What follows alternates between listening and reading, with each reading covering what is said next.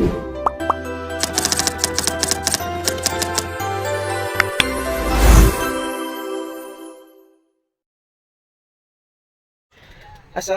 warahmatullahi wabarakatuh.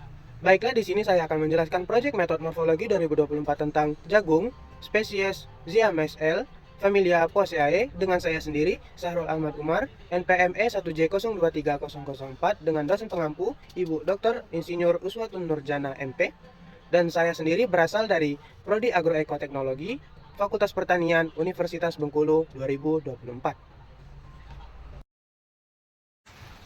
Yang pertama yaitu morfologi akar. Jagung memiliki sistem perakaran serabut karena akar lembaga dalam perkembangan selanjutnya mati atau kemudian disusul oleh akar yang kurang lebih sama besar dan semuanya keluar dari pangkal batang. Kemudian ada bagian-bagian akar. Yang pertama yaitu leher akar. Leher akar berfungsi sebagai sambungan di antara batang, bagian pangkal, dan akar. Yang kedua yaitu ujung akar. Ujung akar adalah jaringan-jaringan yang masih dapat mengadakan pertumbuhan serta melindungi bagian atas akar ketika menembus tanah. Ketiga yaitu batang akar. Batang akar berfungsi sebagai menempatkan bagian-bagian akar lain sedemikian rupa. Yang keempat yaitu serabut akar. Serabut akar berfungsi membuat tanaman lebih kokoh dan membantu menyerap zat hara. Yang kelima yaitu rambut akar. Rambut akar berfungsi memperluas penyerapan akar sehingga untuk memperbanyak air dan zat hara. Yang keenam yaitu tudung akar. Tudung akar berfungsi melindungi akar untuk pada saat menembus tanah. Kemudian yang kedua yaitu morfologi batang. Ada beberapa yang dapat dijelaskan yaitu A. Sifat batang. Batang jagung bersifat aktinomorf, terdiri atas ruas-ruas dan buku ruas, di mana buku ruas itu adalah tempat tumbuhnya daun. Tumbuhnya ke atas atau heliotrop, tidak ada percabangan. B. Fungsi batang, yaitu mendukung bagian tumbuhan yang ada di atas tanah, memperluas bidang asimilasi dan jalan pengangkutan air dan zat-zat makanan dari bawah ke atas.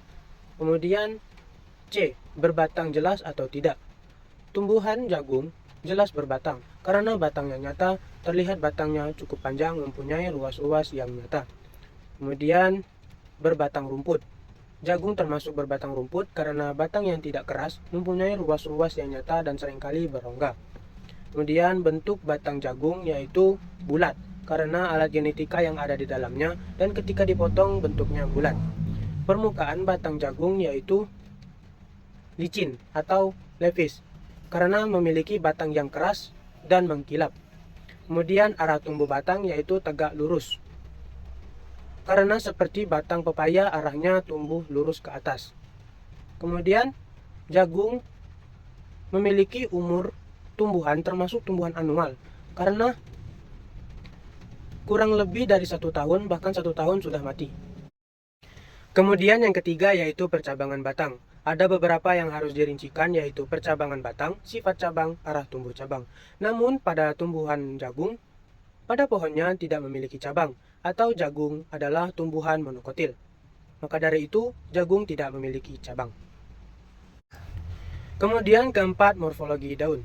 Tanaman jagung memiliki susunan daun tidak lengkap yang hanya terdiri dari pelepah daun atau upih daun dan helaian. Bentuk dan ukuran biasanya mempunyai bentuk panjang dan rata-rata ujungnya meruncing. Tidak ada bagian yang terlebar atau dari pangkal sampai ujung hampir sama lebar. Khusus daun jagung, ia memiliki bentuk daun seperti bangun pita atau ligulatus, serupa daun bangun garis. Tulang daun pada daun jagung bersifat paralel atau sejajar satu sama lain. Permukaan daun jagung sedikit berambut. Daun jagung memiliki warna hijau tua yang disebabkan oleh klorofil. Jumlah daun pada tanaman jagung sama dengan jumlah bukunya dan umumnya berkisar antara 10 sampai 18 helai. Rata-rata kemunculan daun yang terbuka sempurna adalah 3 sampai 4 hari setiap daun. Pada pangkal daun jagung terdapat ligula. Ligula adalah struktur kecil seperti lidah yang fungsinya melindungi daun muda dari serangan hama serta mengatur penguapan air. Pelepah daun jagung terletak di pangkal daun sama seperti ligula. Fungsinya mendukung pertumbuhan daun. Kemudian faktor identifikasi daun. Yang pertama yaitu bentuk daun. Daun pada tanaman jagung termasuk golongan daun yang tidak ada bagian yang terbesar atau dari pangkal sampai ujung dan hampir semua sama lebar dan memiliki bentuk daun bangun pita atau ligulatus. Kedua, ujung daun. Daun tanaman jagung memiliki bentuk ujung daun yang runcing karena puncak daun membentuk suatu sudut lancip atau kurang dari 90 derajat. Ketiga, yaitu pangkal daun. Pangkal daun tanaman jagung memiliki bentuk rompang atau rata. Kemudian 4, tulang daun. Pada tanaman jagung memiliki golongan daun yang bertulang sejajar atau bertulang lurus atau rectinervis. Kelima, tepi daun. Tepi daun jagung yaitu integer atau rata. Yang keenam, daging daun seperti perkamen. Yang ketujuh, warna daun hijau tua. Dan yang kedelapan, permukaan daun berbulu kasar atau hispidus. Yang kelima yaitu morfologi bunga. Ada beberapa yang harus dirincikan yaitu A. Fungsi bunga. Yang pertama yaitu untuk polinasi atau penyerbukan dan fertilisasi atau pembuahan. Yang kedua untuk propagasi keturunan atau penyerbukan. Dan yang ketiga sebagai alat perkembangbiakan generatif. B. Bunga lengkap atau tidak lengkap. Pada jagung memiliki bunga tidak lengkap karena struktur bunganya tidak mempunyai kaliks dan korola. Tetapi pada bunga jantannya memiliki kelopak. Kemudian bunga sempurna atau tidak sempurna. Pada jagung memiliki bunga tidak sempurna karena bunga jantan dan betina berada pada bunga yang berbeda. Kemudian D. Bunga tunggal atau majemuk.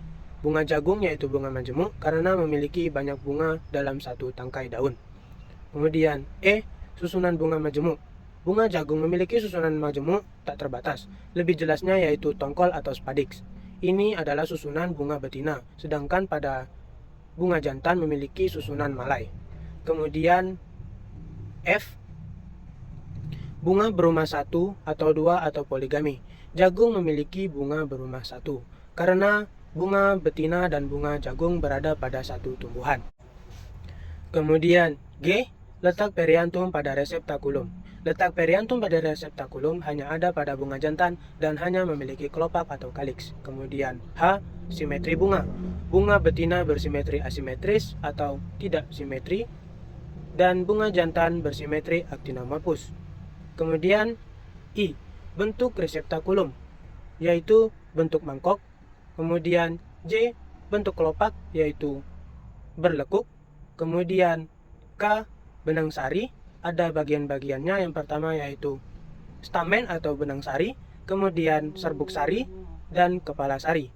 Kemudian L. Kepala putik. Bagian-bagiannya yaitu kepala putik, silk, dan ovarium.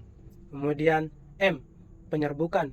Penyerbukan pada tumbuhan jagung yaitu penyerbukan tetangga. Karena melakukan penyerbukan dari berbeda bunga dalam satu tumbuhan.